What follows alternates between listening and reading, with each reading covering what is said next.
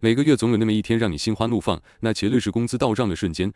对不对？那一刻感觉整个世界都亮了。但激动归激动，你有没有停下来好好想想，这笔钱到底该怎么花才能让它发挥最大的作用呢？很多人一提到理财，总觉得是个复杂的事儿，但其实搞清楚自己的钱都去哪儿了，就是迈向财务健康的第一步。别小看这看似简单的一步，在美国虽然有3%的人会给自己做预算，但真正能严格按照预算生活的，却只有1成。想想看，每年平均多花7000多美金，这预算做了跟没做，区别真不大。今天咱们就来聊聊怎么从零开始，给自己打造一个实用的财务计划，并且真正做到不超支。其实收到工资后，做的第一件事就是把钱分成几份，让他们各司其职。对大部分人来说，把钱分成4份就够了。第一份是存款，第二份是变动开销，第三份是固定开销，第四份是住房开销。咱们先从存款说起，这里的存款可不是简单的把钱放银行里吃利息，它更像是一个钱的专属地盘。工资一到，这笔钱就立刻被请到这个地盘，不再参与日常消费。在这个存款的大地盘里，咱们还可以细分出3个小区域。第一个是紧急备用金，它就像你财务上的安全气囊，专门用来应对那些突如其来的意外。生活里总有预料不到的事情，小到电脑突然罢工，大到生病住院，这些都需要钱来救急。一个健康的财务规划应该至少准备出6个月的生活开销作为紧急备用金。这里钱的关键在于紧急时刻能立刻用，所以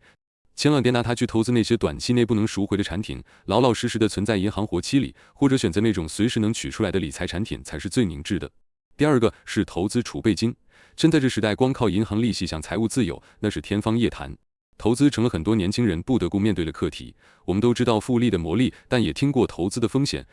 所以咱们每月拿来投资的钱，一定要在不影响正常生活的前提下，这样一来，赚了是惊喜，就算小亏一点，就当是出去搓了2顿大餐，心里也不会太难受。投资储备金有2种玩法，你可以每个月固定投一笔钱做定投，细水长流，或者每个月先攒一笔钱在账户里，等发现有好项目再出手，这样即使遇到门槛高一点的项目，你也能拿得出来。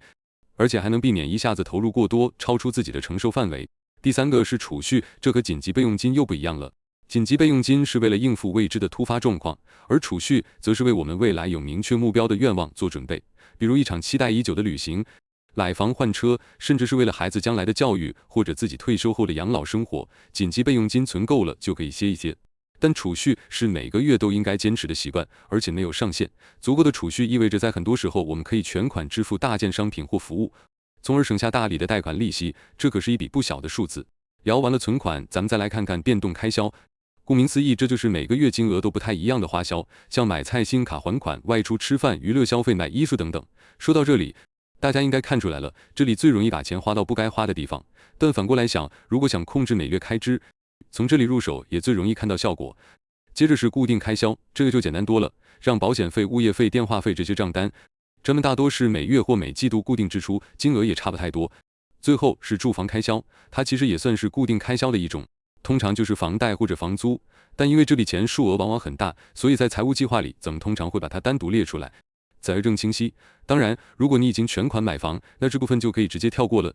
好了，这4个大项我们都说清楚了，接下来咱们再聊几个小技巧，帮你更科学的制定计划，也更容易坚持下去。第一个技巧就是多开几个银行账户，工资一到手，立刻按照比例把钱分配到不同的账户里，这绝对是按计划执行开支的关键一步，可千万别省。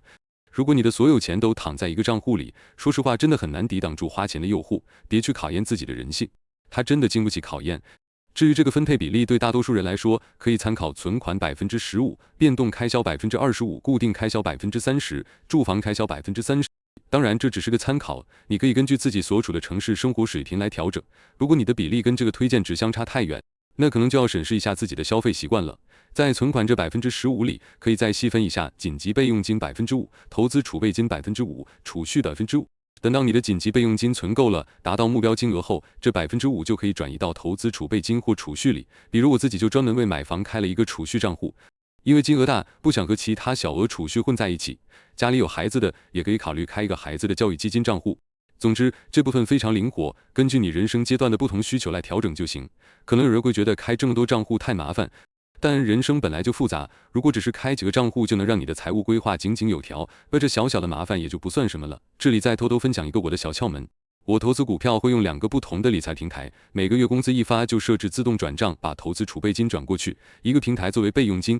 另一个可以活期收取利息，这样就不用多开一个银行账户，操作起来也方便。不过大家在选择平台的时候，一定要擦亮眼睛，选信誉好的，跟钱有关的事，功课一定要做足。第二个技巧是设置自动转账，把存款、变动开销、固定开销、不妨开销这4个部分的钱都设置成自动分配。你想想，如果每次和公司都手动去分，很容易就给自己找各种理由，比如年底聚餐多，不给自己留点变动开销吧，结果一不小心就超支了。自动转账就像给你设定了一个自动驾驶模式，帮你克制人性的弱点。如果你知道某个时期变动开销会增加，那就提前2、3个月有意识地控制一下这个账户的花销，把之前的盈余累积起来，这样到了那个月你就能稍微奢侈一把，整体上也不会超出年度预算。不过这里有个小提醒，很多公司发薪水的时间不固定，银行到账也可能延迟1、2天，所以设置自动转账的时候，千万别卡着发工资那天，最好留出一点余地。比如你月底发工资，就把自动转账日期设在下个月的3到5号，给自己留个缓冲期，避免透支。第3个技巧是设置固定开销的自动付款，除了自动分配工资，固定开销那张卡也可以设置自动付款。很多费用如果延误了付款日期，不仅会产生利息，还会影响你的信用分。设置自动还房贷、交物业费等等，这样就不用操心去记着每个月的还款日期了。理财真的要从收到工资那一刻就立刻开始。希望今天这些小方法能给你一些启发。